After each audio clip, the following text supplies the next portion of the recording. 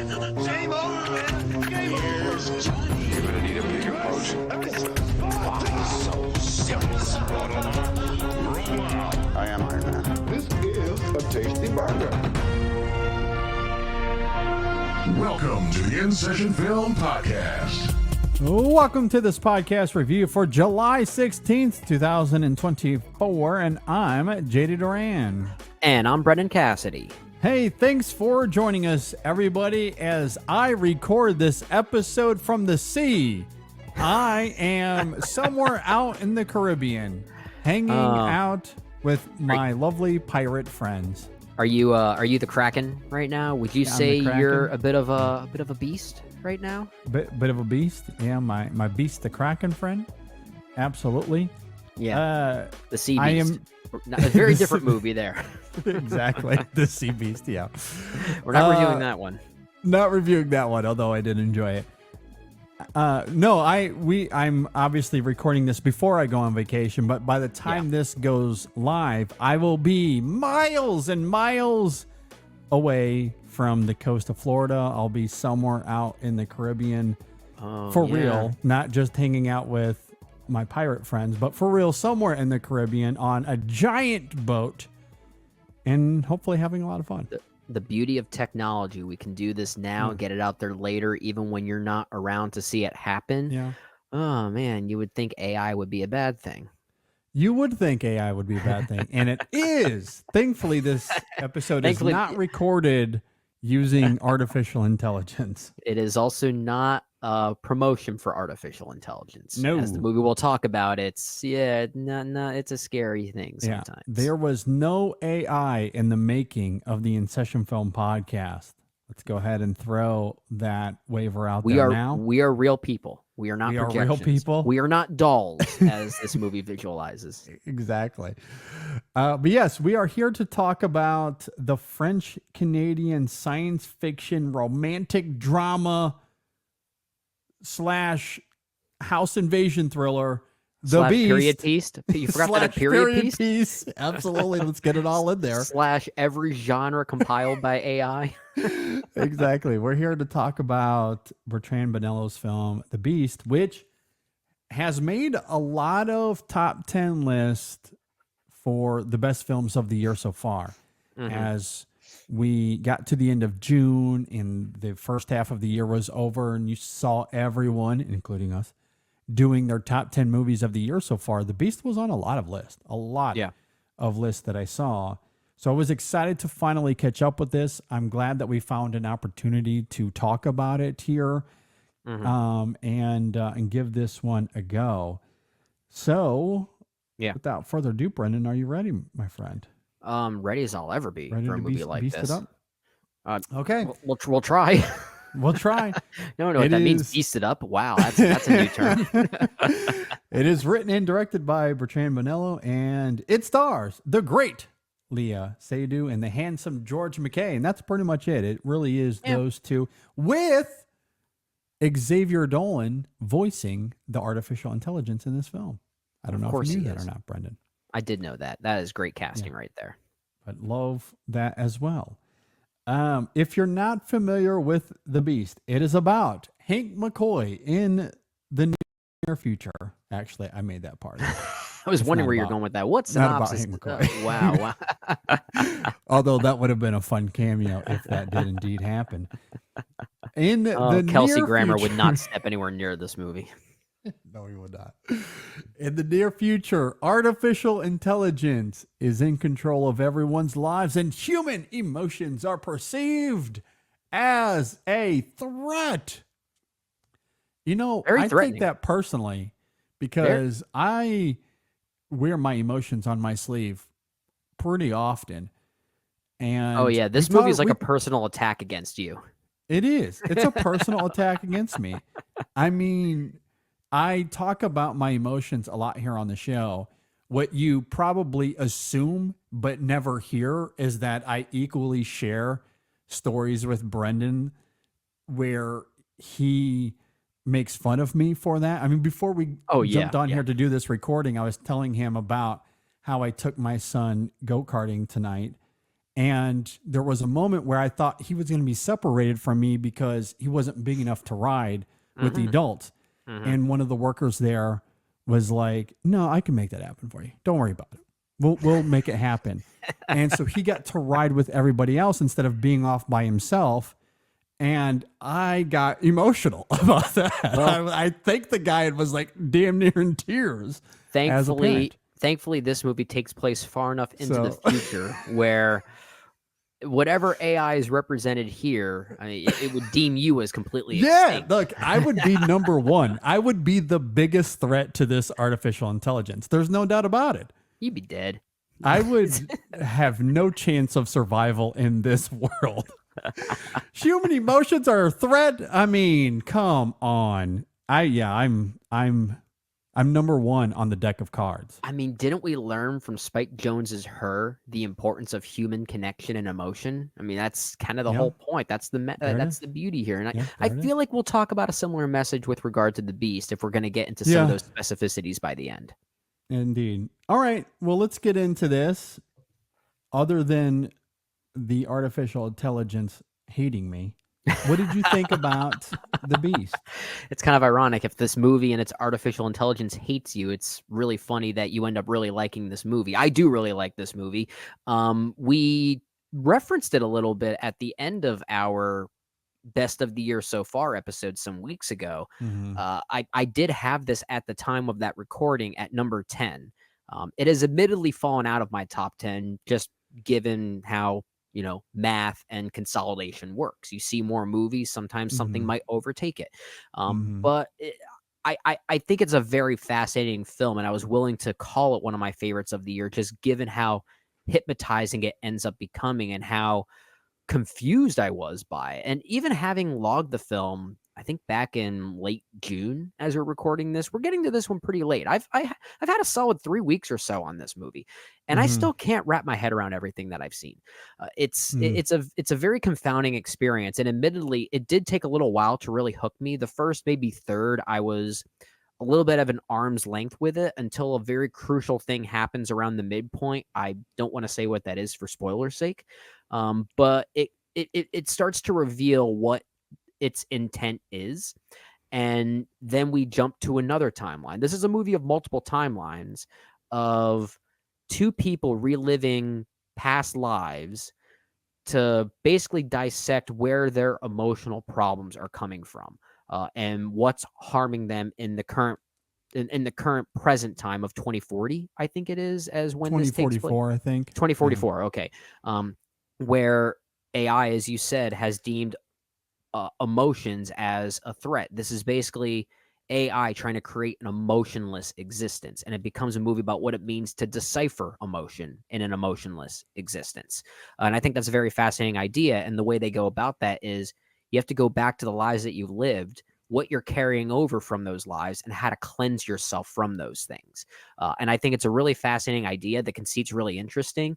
And when we watch these two characters played by George McKay and Leah Seydoux experience similar things between all three of these timelines, the parallels are fascinating. I Mhm. love the way it plays with that. And it leads to a conclusion that is kind of horrific, I'll simply say. Yeah. And I think in the end, it becomes an even more frightening AI film than whatever the heck Mission Impossible Dead Reckoning was. Yes. Very different films. That's a very tongue-in-cheek, kind of deliberately myopic comparison there. But I do think this film is very fascinating, and it still leaves me confounded. I'm curious what you think about it as well. I know you're poking fun, but you're Mhm. also not wrong. This is a much stronger movie than that Mission Impossible film. I'm with you. Yeah. I really like this film a lot. The world that Bonello creates, flinging us through time and space, Cloud Atlas style, I thought was really compelling. The different It's a good comparison. genre tropes and aesthetics make for a somewhat disorienting but really fascinating experience. The period romantic drama sequences are lavish. The contemporary home invasion scenes are kind of weird. I say complimentary. I really like those scenes as well. Kind of And then scary there's too. and then there's the heady sci-fi of it all that's set in 2044, and it's equally an inviting series of images. At times, it is jarring to see the film jump around from one set piece to the other, but emotionally and thematically, there's a strong through line that ties it all together. And weirdly, for all of the film's narrative and aesthetic complexities, there isn't much that is subtle here. The film wears its sorrow Sure. on its sleeves.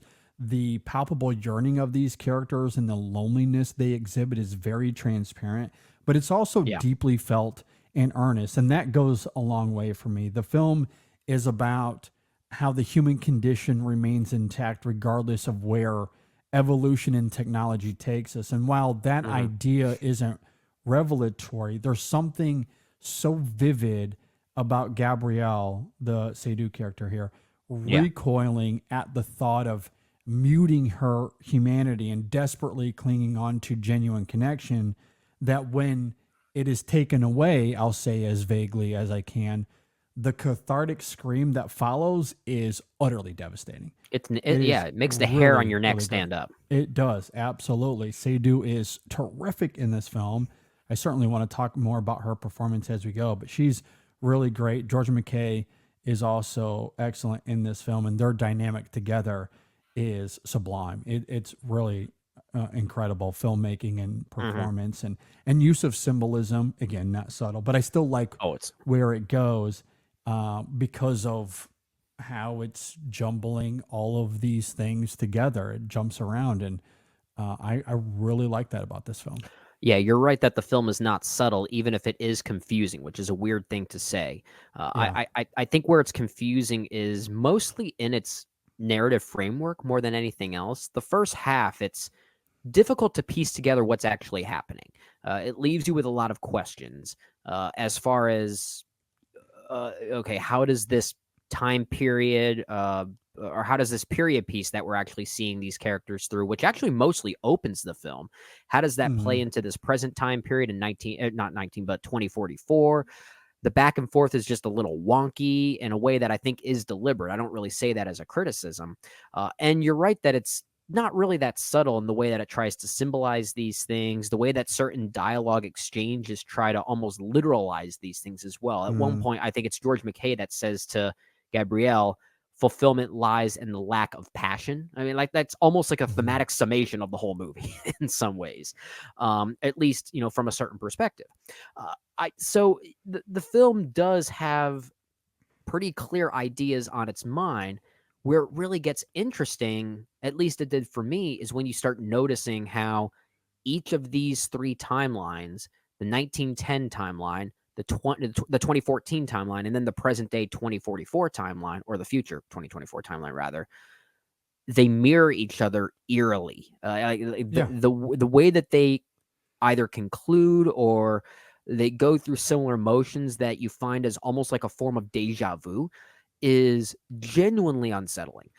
And that's where I think the film has some really interesting nuances on not just the what, but the how you go about cleansing yourself of these emotions. That some of these traumatic experiences, some of these joyful experiences are carried through generationally.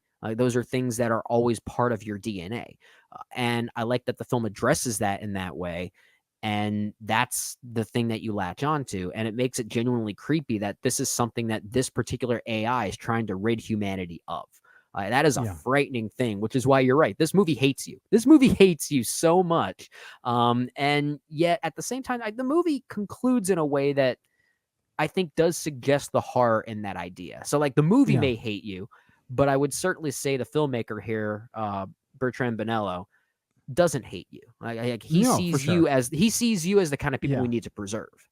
Absolutely. This is a visceral excavation into the role technology plays in our lives and the emptiness it causes. Again, it's not subtle, but the main premise of the film is that AI, who is now in control of everyone's lives, as we noted in the synopsis, it sees human emotion as a weakness and decides to eviscerate it through this medical procedure that leaves everyone incapable of feeling emotion. Yeah. That is a pretty brazen idea, But that's what I love about Gabriel and Lewis and how openly we see their yearning and longing for each other throughout the film. It Hmm. fights fire with fire, so to speak, in that regard. In Yeah. order to exhibit the power of emotion, the film heavily leans into it and how it often takes control of our lives, especially when there's a murkiness to it, because we come to Yeah. find out that at least in the 1910 timeline, Gabriel is married to another man. Yeah. But despite that, she still yearns for Lewis. Or on the flip side, in the modern day scenes, Lewis is clearly afflicted by constant rejection and decides to take it out on the next girl he comes across. In both cases, we see how emotion gets the better of the both of them, which you would think gives credence to the AI's argument. But what I love about this film is that it suggests those moments of emotional weakness are inherent to being alive. It's what gives weight to our humanity, and that being this empty shell is possibly the worst outcome. And I Yeah. absolutely love how the film leans into that, subtle or not. Yeah. It Yeah. does it in such a compelling way through these various aesthetics and genre sequences that have those parallels that you're talking about. But I love how while jumping back and forth can be a little disorienting at first, the Sure. Yeah. parallels give there's more clarity to it as the film goes, while laying out the story organically. It doesn't rely on exposition. It doesn't rely on spoon feeding you. It simply lays it all out as it goes, and that clarity comes in these really compelling ways that leads to that final catharsis that we see at the very end of the film, which Yeah. again gives weight to how AI and technology, all it does, it will leave you empty Yeah. and void of humanity.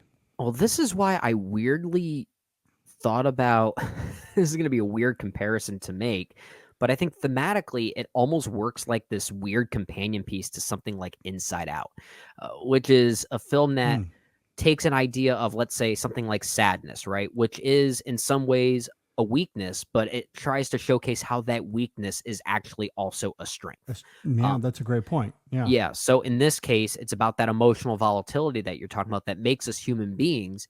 It is ultimately a weakness that leads to certain people's downfalls, Hmm. we'll say. If they Hmm. become if they become victims of that emotion, they let those emotions Yeah. get the better of them. They can fall because of that. Hmm. But it's also what makes us human. So it's actually weirdly something that Mm. is defining for us, something that we need to have. Exactly. Yeah. Exactly. And I think that's Yeah, fascinating to have it both ways like that. completely agree. And I love that in the characters that while they yearn, we feel their emotion. It is Mhm. tangible, but there is a murkiness to those characters and some of the choices they make. And it Yeah. does point back to how emotional weakness is simply a part of what makes us who we are. Yeah. And that taking that away simply leaves us as these empty shells. And then how the film visualizes that at times, I think is really incredible. For example, one of the more striking dualities of this film that I think is fantastic.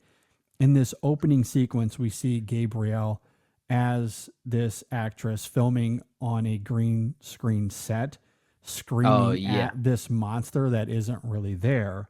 And it immediately establishes the emptiness of technological advancement. It's a really clever visual. Mhm. You then contrast that to a real moment of terror later on in the film when Gabrielle is being hunted by Lewis. And Mhm. what we see is the exact same actions as the opening scene with the Mhm. same framing, but instead of the backdrop being a vacant green screen set, it's a tangible house with practical layers to it. Mhm. And it does evoke this sense of dread and terror that just isn't there with the green screen set. And it's such a fascinating use of symbolism in this film to evoke that idea of technology. It can be great. It's empty. It's Well, nothing. There's Well, nothing there. There's literally nothing there. But when you yeah, when you evoke the tangibility, when you put a realness to it, all of a sudden those emotions are that much more real. but it doesn't feel out of place either. It Like doesn't. that could have No, that could yeah. have easily felt like just a symbolic gesture to convey something. But it actually, I think it actually has a place in this narrative, as if to suggest that this form of experimentation, this procedural element that AI is conducting on people, does have an artifice around it. Like it is in many ways kind of a matrix like artifice. Mhm. So the exploration or the re-entrance into your past lives is maybe not as literal as it might be. Like it is in some ways kind of a facade to find where those emotional weaknesses are to then cleanse you of those. So Mhm. in a way, you can argue that that symbolism also has mechanical purpose in the movie, which is what Yeah. I did appreciate Yeah, I about agree. that. And Yeah. I think what saves it as well in that regard is the many parallels that we see between all of these timelines that seem to suggest, oh, AI is always here in some way.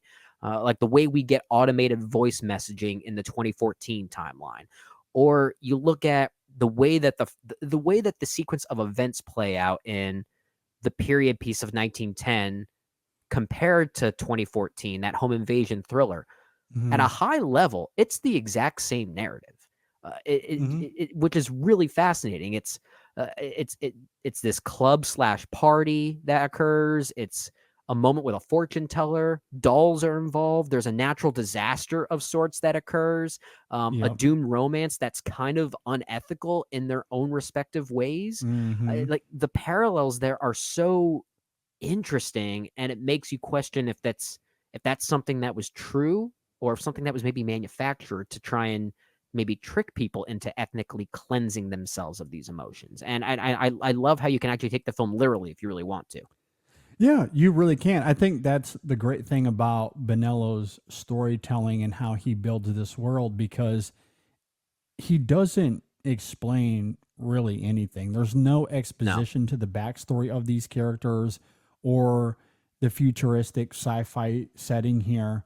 And to make it even more visceral, what we do know is that in 2025, there was some sort of tragedy that Hmm. led to AI increasingly taking over the workforce. Yeah. That sadly feels more like real world foreshadowing than it does a creative sci fi backdrop. Well, the fact that they use the year 2025 is the Yeah. scary thing. To take over the workforce. That's Yeah, something that is literally happening. that's talked about. That's talked about. That is literally happening in our lives right now. Yeah. Yeah. That is not a sci-fi dystopian, like Well, yeah, and to that think is in a year really from happening. now, yeah, they will take over our jobs. Yeah, I mean Fully, AI fully. is increasingly taking over the workforce. So Oh, I'm quitting my job today. It's as futuristic and dystopian as this feels at times, that idea alone is weirdly grounded. And if that's not enough, we also learn that the government wants to cleanse everyone, as you've been talking about, by Mhm. purging their memories and removing their emotional suffering as a way to expunge that emotional volatility. So if you're someone who believes the government is actively trying to gaslight its citizens Mhm. at this moment in time, then this film is really going to hit you. And Well, yeah, like I well, that's absolutely. that's probably why it's hitting so strongly with a lot of our fellow critics who had this Mhm. pretty high on their list for the better films of the year thus far. And it's because there's so much that we as film lovers can relate to in a way, because we see Mhm. this narrative around AI overtaking the film workforce specifically, Mhm. and the problems that we've had to talk about, especially with regard to the past writer strikes and the SAG strikes. Like all of those were built around the concept of AI having the right kind of place in Hollywood, and as opposed to the easy and Yeah. wrong place. So that's something we Yeah. could all relate to. I mean, Hollywood is certainly a prominent industry that's in the news often, but in the Hmm. world of marketing, it's already taken over. There's a lot of Hmm. areas in business where AI is significantly rooted in the day to day already. Yeah. Right now, it is taking over the workforce, and the whole cleansing aspect of this film. It is reminiscent of the theory, I'll say vaguely, I guess, to not get into any sort of debate here, but Sure. the idea that the government is actively trying to gaslight everyone Sure. for whatever reasons. That that cleansing effect does evoke that feeling. Yeah. So I love how the film creates something that feels so imminent, even though there is this inventive dystopian world at play here. There's something so grounded about it. It doesn't render the technology too far advanced, and it makes the film all the more horrifying knowing that it doesn't feel like it's too far Well, off. it doesn't also fully explain the technology, especially in the future Yeah. timeline of 2044. And if it did, then all of a sudden we're drowned by very particular sci-fi concepts that sort of take away that realism. I think by keeping things a little bit vague, it allows us to infer how real this actually is. Not even infer, recognize how real that this is. You're right that nothing is really explained to us. We see certain things as depicted here in the future, but we don't really know what a lot of these things mean. We see a lot of people wearing certain masks, certain facades, and we Yeah, don't really know. exactly. Yeah, we don't I really know love what those these things. details here. But I Yeah. do too. I love that these details aren't explained to us. So then it allows us to, take our own real world experiences and project them into this future timeline. Mhm. So then all of a sudden it becomes real, or at least it seemingly becomes real, at least more Yeah. real based on that. It's not like something like the Matrix where we have a Morpheus literally laying down the backdrop for us and how this world works and how it operates and how it became what it was, and all of a sudden it becomes fantasy, right? Yeah. Here it never crosses that line into fantasy. Yeah, I completely agree. And I think the one thing about that vagueness, when you couple it with the technology that is present in this film in terms of the ability to go back into your past. And Yeah. for all the reasons we've been talking about, I love how this film invokes those parallels with these characters.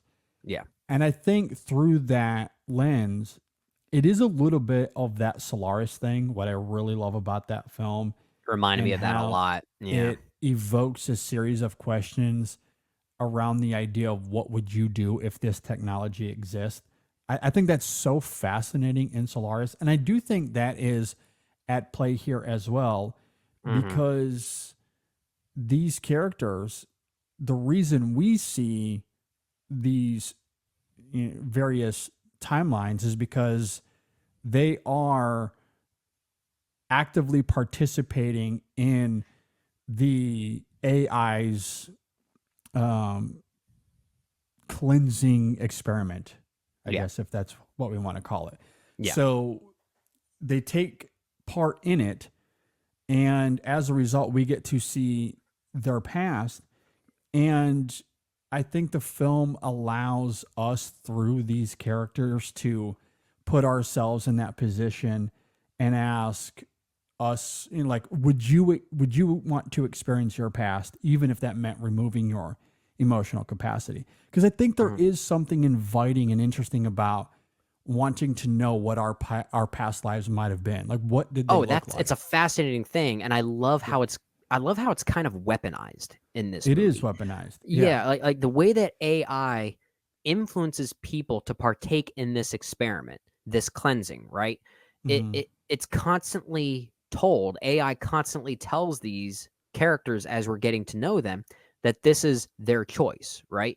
It's something that they are willing to do. It's their final decision. They're being, people like Gabrielle or Lewis, right? But the way it's communicated to them from this new AI that's starting to overtake the workforce, it's kind of manipulating, right? And that's the scariest thing about the movie for me, is the way that AI has Yeah. learned certain tricks that they're able to take advantage of us. The way that some other bad people are able to take advantage of other people is by finding their emotional weaknesses and using those against them. And here we have a situation where AI is doing the exact same thing. Absolutely. And I think that's why in Gabrielle, there's always this sense of not just loneliness and yearning for Lewis, but we constantly see this fear and anxiety in that character as well. There's a lot of And trepidation. a lot of trepidation. And I think that is born out of what you're talking about there in terms Yeah. of how she feels like there's something always coming after her. Yeah. And what we come to really know about the character, because she's experiencing the past as a result of this technology, is that the AI's manipulation is likely causing that trauma. Yeah. And I think that is, again, It's very very much ironic the in that point. regard. Yeah. Again, I don't think the film is subtle in that, because it is wanting to comment against the emptiness that AI causes, Oh no. or Yeah. or the fear and anxiety that AI can cause, Mhm. or that technology can create in our lives. Mhm. And I love how that comes through. I think that's what's really great about Leah Seydoux's stunning performance here, because Really good. while there's a fair amount of dialogue in this film, but how she expresses that fear, that anxiety, that yearning in the character with her eyes, especially with her facial mannerisms, it is so arresting. She is really Mhm. fantastic at creating that incessant feeling of lostness, like she's an alien in her own skin. Her Mhm. passion and longing is easily detectable, and I love how strong that is from moment to moment. It's Mhm. really It's fantastic. And same thing yeah. with George McKay. He's also very good in delivering those qualities, so in a different Yeah. way. But I was And hypnotized by Seydoux here. well, interestingly, Léa Seydoux is giving a performance where I feel like I'm noticing more of the parallels in Gabrielle between all three timelines, as opposed to George McKay, who's almost playing three different characters in all three of them. But I think A that's what little bit, makes. yeah. I think that's deliberate. I don't say that as a negative. I think Yeah. that's I mean, certainly it's the from her point. perspective, so that makes It sense. It is, absolutely. So there is a connectivity there for sure with regard to Gabrielle, and there's a stoicism in Seydoux's performance that really works. I agree with Mhm. you that that's what makes the performance really striking, and that's counterbalanced by George McKay, who is also very good, especially in that second timeline, the 2014 home invasion thriller timeline, where it becomes a completely different movie by that point, and somehow I was okay with that. Mhm. But he is genuinely creepy in that second sequence. Really creepy. I agree Uh, yeah, completely. I would. Yeah. We talk about moments where the hairs in the back of your neck might stand up. There are things that he says and does that are chilling. I'll simply say It he's is. really It's good. Yeah, unnerving. Yeah. yeah. Him and Longlegs would get along very well. Yeah. I found him creepier than Nicolas Cage, if I'm being honest. But I think again, that's not Nicolas Cage's fault, as we talked about with that movie Longlegs. That's the movie Yeah. underserving him. But Yeah. here is the movie rightfully serving another performance. Yeah. McKay certainly gets more to chew on. There's no Yeah. doubt about that. But I do agree with you. It is unnerving. And again, I love how he's able to tap into the despondency he's feeling as a result of all this rejection, Hmm. and feeling as if he needs to expunge, this built up uh rage, I guess, that he's feeling, and needing to take Yeah. that out. And it does come across like the tension of her in the closet or in that room, and him Yeah. being locked out, and is she going to trust him? What's going to, I mean, incredibly vivid, the tension there. It is fantastic filmmaking and performances. There. Yeah, Yeah. it's really great. And there are things the filmmaking does that I don't know about you, made me think that my screener was broken. Like it Yeah. rewinds and pauses for you. Yeah. And Yeah. well, but this is where I think there is maybe a literal component in how these past lives are manufactured by this AI for these people. And maybe that goes back to what we talked about with the use of green screen Mhm. as not just a symbolic thing, but also a literal thing. And Yes. that makes it even more frightening. Yeah, if I'm it being works honest. both ways. Like in It terms does. of the commentary, the symbolism, you can certainly see what the film is trying to invoke there through those actions. But from a tangible, literal storytelling perspective, it's also very effective. I completely Mhm. agree. And I Yeah. think another interesting component along those same lines is simply the idea that Gabrielle, while she is reserved about the artificial intelligence. She wants that human connection. She wants that longing.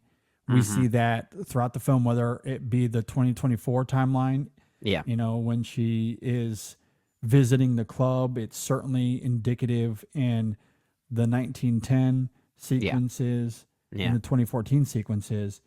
But we also see her go through this purification process. She does participate in it. She does. And what's fascinating to me is, what does she choose if the procedure is something that she gets to choose? Now, I guess I don't want to get into too many spoilers. Yeah. But at the end of this film, what we come to find out is that the choice is taken away from her. And therefore, she can't take a part of the surgery. So her reaction at the film is still devastating. And we know that she wants that human connection. She speaks to that. We know that. But if she could do the surgery, what does she choose? Like, I kind of wonder, just because she does go along with the purification process. And I think, again, tangibly in terms of storytelling and also the commentary, I think that adds wrinkles to the film that are pretty spicy. Well, very spicy. That's a good word. I don't think we've ever used that word on the podcast. At least it's not one of our go-to words. I like that. No. I like that. It is a little bit spicy by the end. Yeah. Especially that final catharsis by the end. Okay, there's one of our words, catharsis. We'll go back to that. We like that one. Yeah, that's a good one. Okay, well, especially by the spiciness of the end. There's a cyclical nature to how things conclude that, carry over these parallels we keep talking about that make the ending even more devastating. That something happens, maybe that thing is still different between all three of these timelines, but something happens that prevents this particular human connection between these two people from ever working. And that conclusion is, you're right. It's spicy. It's pretty spicy. Good. I know. I love it. Yeah. We should get Hot Ones on the phone. Spice. Yeah. Leah Seydoux doing Hot Ones. I want to see that. What do you think about the motif of the song that plays? Evergreen? Is that Evergreen? Yeah. Yeah. What do you think about that throughout the film? As the music guy. I thought it was a good choice. It's admittedly a song I'm not too familiar with, if I'm being honest. But I here, watching this movie with subtitles on, admittedly, I think it's appropriate given some of the lyrical motifs that carry over between all three of them. And in some ways, I feel like some of the verses are even describing some of the moments and some of the movements of each of these three timelines in a certain way. So again, it kind of goes back to what you said earlier, that some of the symbolism here is not subtle. But I like the idea of using some type of musicality to continue to tie these timelines together. I'm kind of a sucker for that. So melodically it worked. Even if I do acknowledge that I think from a subject like the subject material of the song itself is pretty obvious. I'll at least acknowledge. Okay. Yeah, I was just curious if you had any thoughts on that, because I wasn't too familiar with the song specifically, but in the context of the film, I thought it played nicely. I thought it worked. Yeah, I thought it worked very well. So, anything else? Any final thoughts? There's a doll in this movie that does some weird things. Yeah. The doll's name is Poupe Kelly. I don't know if I'm pronouncing that right, but the doll is played by, again, I'm going to mispronounce this actress's name, Guslagi Malanda, I believe is how you pronounce her name. I'm at least trying. That might be completely off, so forgive me for those who know what her actual pronunciation is. But again, she's very unsettling in this movie. Very unsettling. The use of dolls here is also very unsettling. That is another common thing that ties these timelines together. It's another symbolic thing that is certainly not subtle. But in her case, in her performance and showcasing kind of the evolution of dolls as sort of like humans as a shell, right? She is genuinely unsettling at times in that futuristic timeline. I think she's very effective. Yeah, no, I completely agree. I don't know how to pronounce her name either. Guslakia Melanda. Forgive me. I know she was really great in Saint Omer as well. That came out Yeah, a few yeah. years ago. She is very good here, and you're right. There is something unsettling about a doll taking you home from this purification process, but that's what happens. But it's not visualized in the way that you would think when you hear that sentence. No, And no. And this is makes also for- a doll that's, designed to partake in, yes, let's just say, human activities. yep. It's strange, but It's I weird. love that about the film. weird. Like I love that. Yes. Yeah, it's interesting. Yeah. Oh, Yeah. another final thought I had, and this is another thing I kind of appreciate about the film, especially given the AI of it all. Yeah, the Xavier Dolan of it all. Yeah, sure, we'll go with that. The end credits are Yes. really interesting. And Mhm. for context, we can give this away. I think the end credits are a QR code. Yes. Yeah. And Yeah. you scan it on your phone, and that's how you watch the end credits. And I don't know if you got through the end of it, JD. There's a post-credit scene for this movie. I am aware. Yes. Yeah, okay, you are aware. You made it to the end. I did just the idea that a movie like this has a post-credit scene, I think is hilarious. It is funny. I really do. Yeah.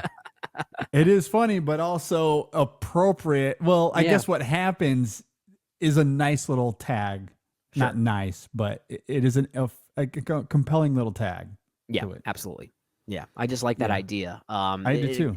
And not even talking about the post-credit scene itself. Honestly, I don't really care what the post-credit scene is. I just love the idea that there is one.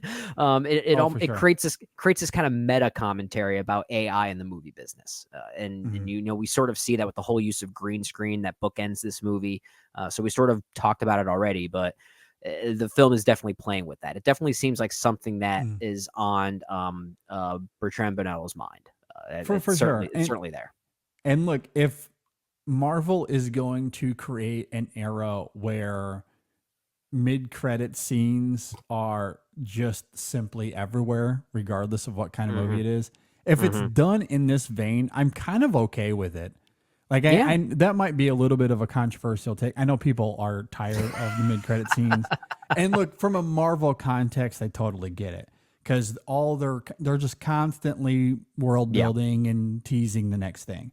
Yeah. The mid-credits sequence here is a clever coda to the end of the film that it plays with everything that we had seen previously.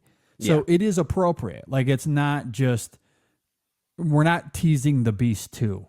Okay? No, it's not like that. It helps add context to only this specific narrative. That's it. Exactly. When it's cleverly inspired, as we see here, I'm kind of okay with it. And I wouldn't mind if a lot of other movies wanted to do something similar. I'm okay with that. It makes me think about some of my favorite post-credit scenes in movies, and funny enough, most of them are not Marvel related. One of my favorite ones I can ever think of, and I know this is a bit of a side topic. Remember that movie The Gray with Liam Neeson? Oh yeah. That's a great post-credit scene. Yeah.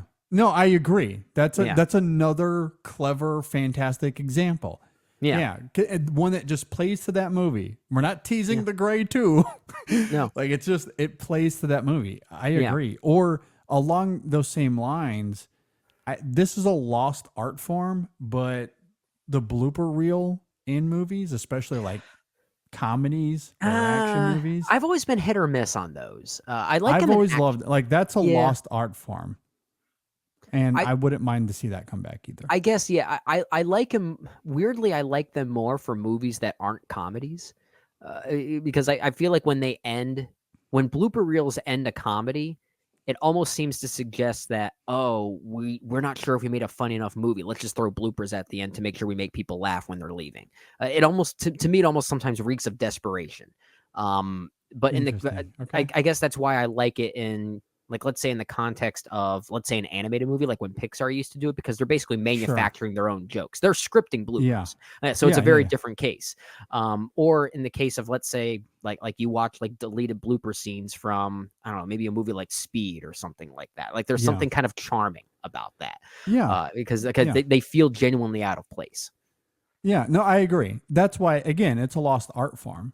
Sure. And the the the films that knew how to do that did it well. Mhm. Yeah. But look, not everyone is a great artist. Sometimes you manufacture it and it doesn't work. You know what I mean? That's that. Yeah, I know what you mean. But like when it's done well, I think there's value in it. Yeah, And I would agree. love to see that come back. Now, again, Yeah. not every movie has to do it, but when it's called upon and Well, done that's well, that's I the think thing. This movie, The Beast in particular, gets into why we've loved maybe blooper reels in the case that you're talking about, or just post credit scenes in general. Yeah. It's the surprise. It's the the novelty. surprise. Yeah. But like in the case of Marvel, they've become part of the story now. They're no longer a surprise. There's an It's- expectation. Like, yeah, and the people sit surprise. around, they wait. Yeah, the Yeah. surprise, like it's the surprise that there is a post credit scene, not Mhm. what the post credit scene is. That's a very different thing. I agree. And I just love that in this context. Again, it's not teasing or setting up anything. It's Yeah. appropriate to everything that had come before it. Like it adds a nice little stinger to the final shot of this film, which was devastating in its own right. Yeah, So like I think it just complements that last shot of the film very well. for sure. I So, agree. like when it's inspired in that way, I have no problem. In fact, not only do I not have a problem with it, I would love to see more films actively participate. Yeah, I'd invite that back in for sure. All right. At any rate, any other final thoughts on The Beast? Fascinating movie. Won't be for everyone. I don't recommend it for everybody, but No, it seems like yeah. a lot of our film critic friends are really going for it. So Yes. there's certainly an audience for this one, and I think Yeah. most of our closest colleagues, this is definitely one I would recommend to them. But I don't know if I would necessarily recommend it to people in my my family or my Yeah, friends who are just like, hey, what's a cool movie to see? It's like, hey, The Beast? It's on Amazon Prime right now. You should watch that. No, you're right. It's for a very specific audience for sure. But I thought it was a really compelling experience that, again, very akin to something like Cloud Atlas. And I love the way that it jumps between these various timelines. It's all just incredibly well woven. It's fascinating. The characters are great. The performances are very good. Yeah, I really enjoyed it a lot. Really liked it a lot. So Cool stuff. It's cool stuff. if you liked what we discussed, then maybe I recommend it for you. And if you didn't, it's okay. You could skip it. Totally understandable. Yeah. Not every movie is made equal. If you agree or disagree with anything we had to say, speaking of, you can leave a comment below. If you're watching on YouTube, if you're listening on Apple Podcasts or Spotify, you can reach out to us on social media, Facebook, Twitter, Instagram. You can email us insessionfilm@gmail.com. Hit us up on Letterboxd. And that should do it. So I guess, again, because of when this is dropping, I have an idea of when this is going to go out, but I don't know for sure. There is no main show this week. Our Twisters review should already be out. Hopefully it's already out. So you can go and check that out. We have a Women in Session episode available this week as well that you can go and check out. That's probably available as well. And then when I come back, we'll get back to the main show. And that's going to be a really compelling episode. You're going to want to stay tuned. The main show when I get back, which will probably be the next episode after this one drops. I think so. You're going to want to stay tuned. It's going to be interesting. There's going to be a lot to talk about with that one, too, because we have something very specific planned that's going to take up the majority of that show's runtime. Yet at the same time, we're recording that, I think, the same weekend as San Diego Comic-Con. So we might have a lot of things to talk about. I think I heard this, that that's the weekend of Deadpool and Wolverine coming out that Friday or Thursday, really. And the next day is when Marvel has their panel at Hall H, which they haven't had for 2 years. So this means we are probably going to have stuff to talk about alongside this specific thing that we're Yeah. teasing. It's going to So be a basically, surprise. It's going to be a fun surprise. 3-hour show. Is what we're saying. Yeah, perhaps. You'll at least want to stick around for the surprise, and perhaps we'll have some thoughts about Comic-Con and Hall H and everything that takes place there. Should be a really interesting, fun episode. But at any rate, be on the lookout for all of that. And I think that's it. Do you have any final thoughts, Brendan, before we get out of here? No, I hope you're enjoying vacation. I love that I'm talking to you over the artificial ether right now. It's an interesting thing to see AI really taking over right now. Yeah. AI hates me, but it allows us to get this show out. So no artificial intelligence was used in making this episode. No. Basic recording early. But yeah, basic recording early. Exactly. So, but yeah, I'm enjoying my vacation. I will be completely offline. So everything that comes through the In Session Film accounts that week will either be Brendan or Dave. So do not blame me for any terrible takes that come out of that account this week. Well, of course, that'll be Dave's fault. It might be. But we love Dave, so that's okay. Oh, we do love Dave. He will Dave, but he's purposely sabotage it for me. That's just how That he is such is. a Dave thing to do, and I love him for it. I know. Exactly. We love him for it. At any rate, thanks for listening, everybody. Thanks for watching. We'll see you next time on the In Session Film Podcast. Leah Seydoux. A beast of an actress. I hate you too, AI. Ha ha.